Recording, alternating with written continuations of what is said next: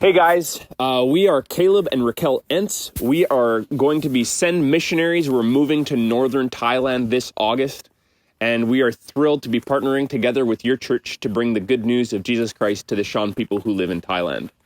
We had hoped to be with you in person today, except we can't be just because of the regulations and stuff. So we got to put together a little video for you guys and tell you a little bit about ourselves and what we're going to be doing in Thailand.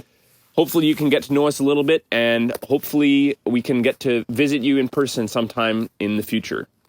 Okay, so here's a little bit about us, because you probably know nothing about our personalities. So if I had to describe Caleb in 3 words, it would be fun-loving, optimistic, and gregarious. And if I had to put 3 words to Raquel, I would say she is bubbly, because she drinks the drink like a lot, the bubbly drink. And her personality is also bubbly, so that's a good description. I would say that she's empathetic and that she's extremely loyal. So what have your COVID hobbies been?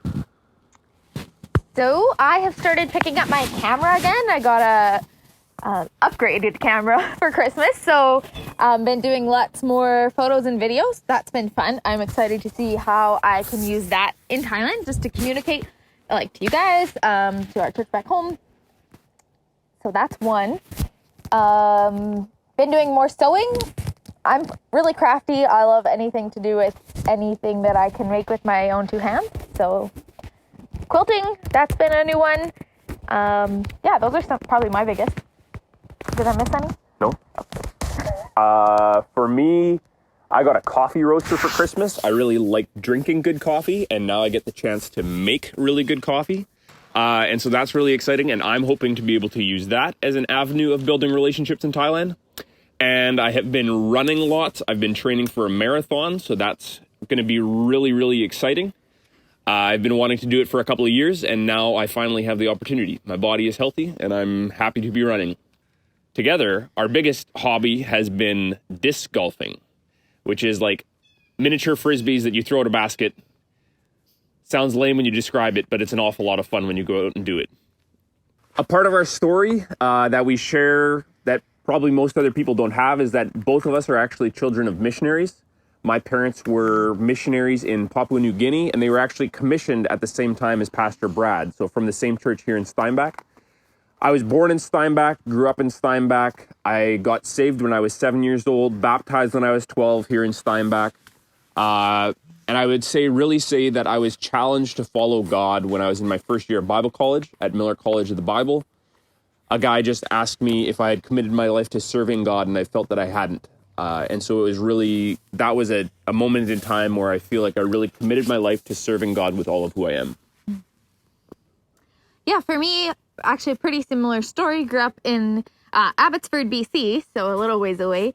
Grew up in a Christian family. Also, my parents were missionaries in Brazil for 4 years. But I spent from 7 onwards of my childhood in BC.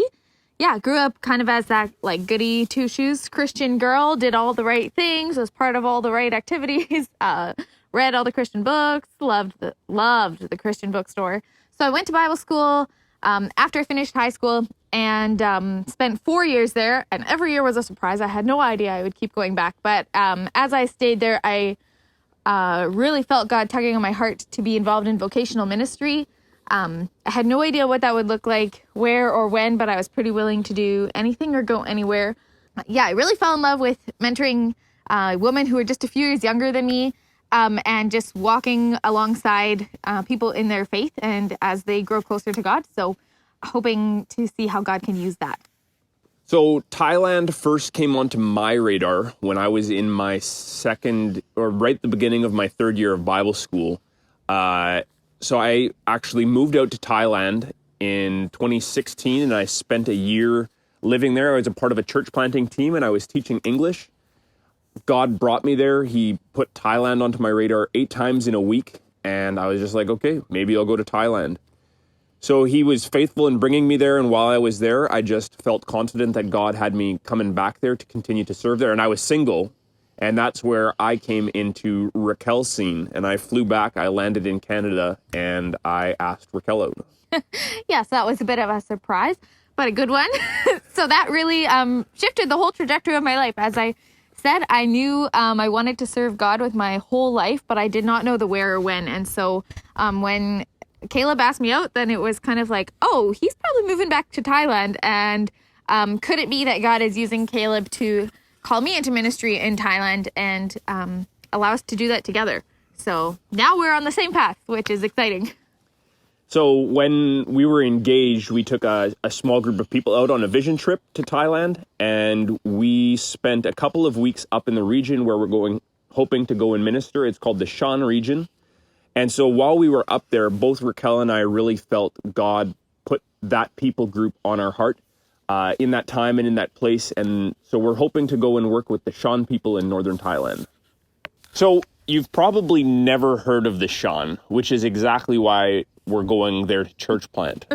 So the Shan are a people group. There's about 6 to 8 million Shan that live in between Myanmar and Thailand.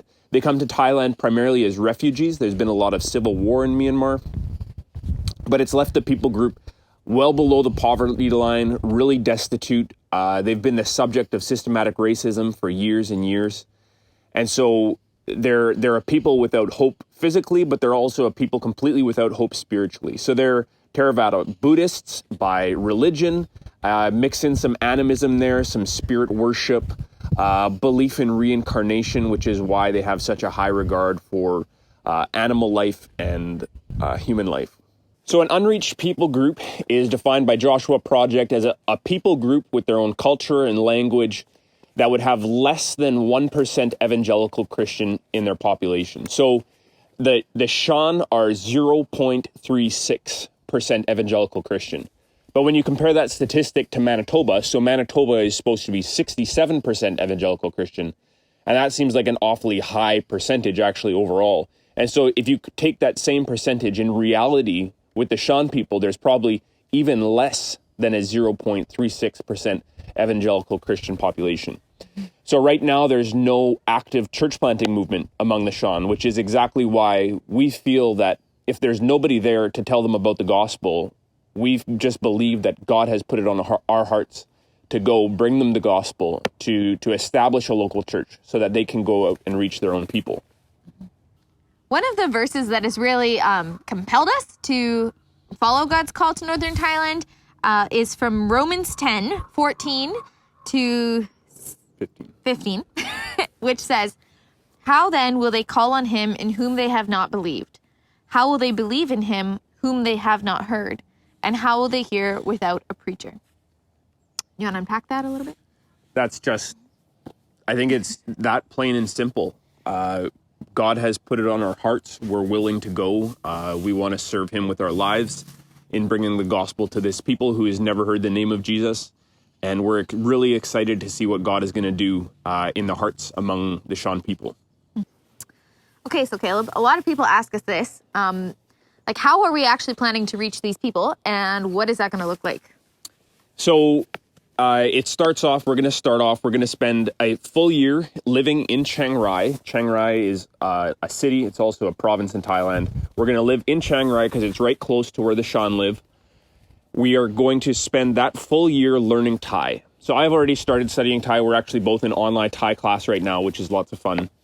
But we're going to spend a full year studying Thai, learning Thai culture, mastering the language.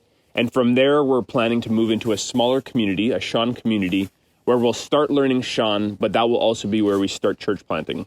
Like, how are we going to reach them? What will our outreach look like? What will our ministry look like? It will be some holistic ministries, just like possibly teaching English or teaching life skills, maybe helping establish businesses to get them above the poverty line. The Shan are weavers and farmers, so they weave scarves. So maybe there's a way we can help them start a business or sell scarves so that they can earn the actual money that they would get from making the scarves. They're also farmers. They grow tea, they grow coffee. So maybe there's a way that we can get involved in the same way, help them start a business so that they can actually earn a sustainable income. But the primary thing for us is that that's an avenue for us to have a relationship with all of those farmers and all of those weavers. It also might mean we teach English. That's something that Thai people want.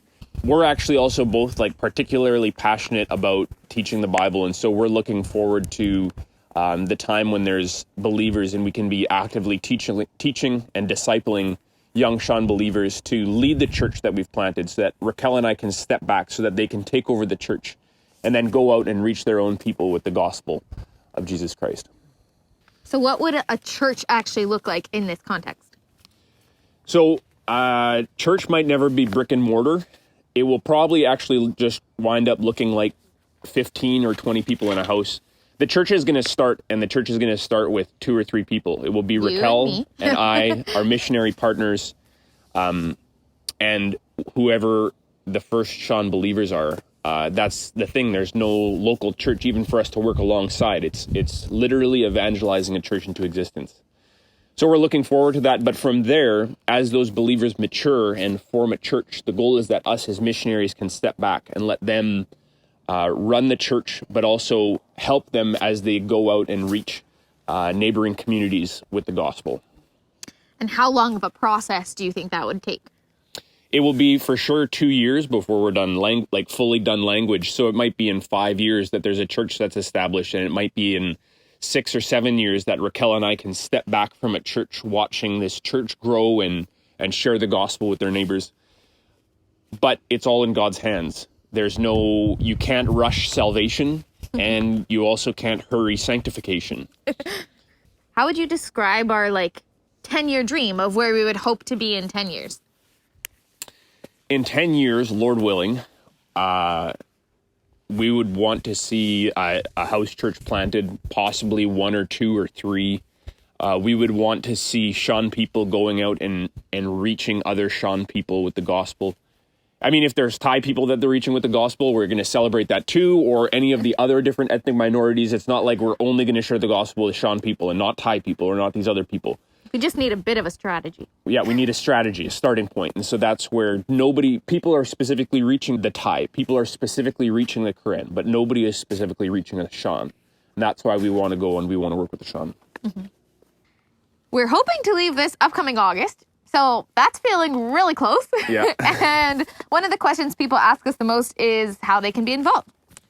So the number one way, probably the hardest way to be involved, is actually to become a missionary yourself. So if God is stirring in your heart, the harvest is plenty, the laborers are few, there's lots of unreached people groups in the world. So if he stirs in your heart to come and work among the Sean, we'd be thrilled to have you. If it's somewhere else, we'd be thrilled just to chat with you about the whole process. Yeah, and secondly, we just need a ton of prayer. And so we have a newsletter that we send out every month with prayer updates.